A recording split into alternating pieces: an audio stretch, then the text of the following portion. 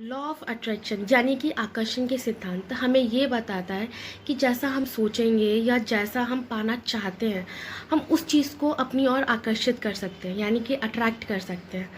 है ना। यूनिवर्स में दो चीज़ें होती हैं, यानी कि पॉजिटिव एनर्जी होती है एंड नेगेटिव एनर्जी होती है। हम जिस चीज़ को सोचेंगे या जो चीज़ हम अपनी ओर आकर्षित करना चाहते हैं, यानी कि पॉजिटिव चीज़ें सोचेंगे, तो जाहिर सी बात है हम यूनिवर्स से पॉजिटिव ही एनर्जी अट्रैक्ट कर पाएंगे। हम नेगेटिव सोचेंगे, नेगेटिव होगा, तो हम नेगेटिव ही चीज़ें अपनी ओर आकर्षित कर पाएंगे। तो वो हमारे ऊपर डिपेंड करता है कि हम कैसी एनर्जी को अपनी ओर आकर्षित करना चाहते हैं। लेकिन उसमें ऐसा क्यों होता है कि हम अगर कोई गोल्स अपने सेट करते हैं या कोई चीज़ पाना चाहते हैं, तो उसमें प्रॉब्लम्स आना शुरू होने लगता है, यानी कि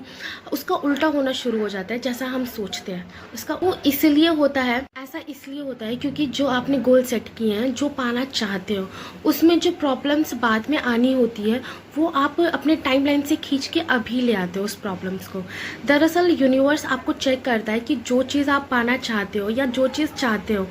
उसको आप सच में उसके लिए आप डिज़र्विंग हो या नहीं है,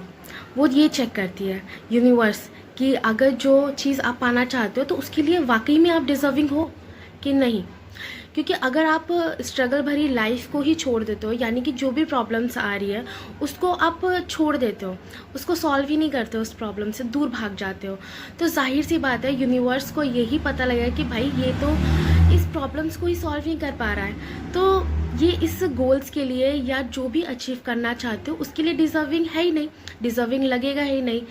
तो आपको अपने आप से खुद से पूछना है ये सवाल कि जो चीज़ मैं पाना चाहता हूँ क्या वाकई में मैं उसके लिए डिज़र्विंग हूँ। अगर हूँ तो उसमें आई प्रॉब्लम्स को आपको हैंडल करना पड़ेगा, सॉल्व करना पड़ेगा, एंड द एंड जाके तभी रिज़ल्ट मिलेगा।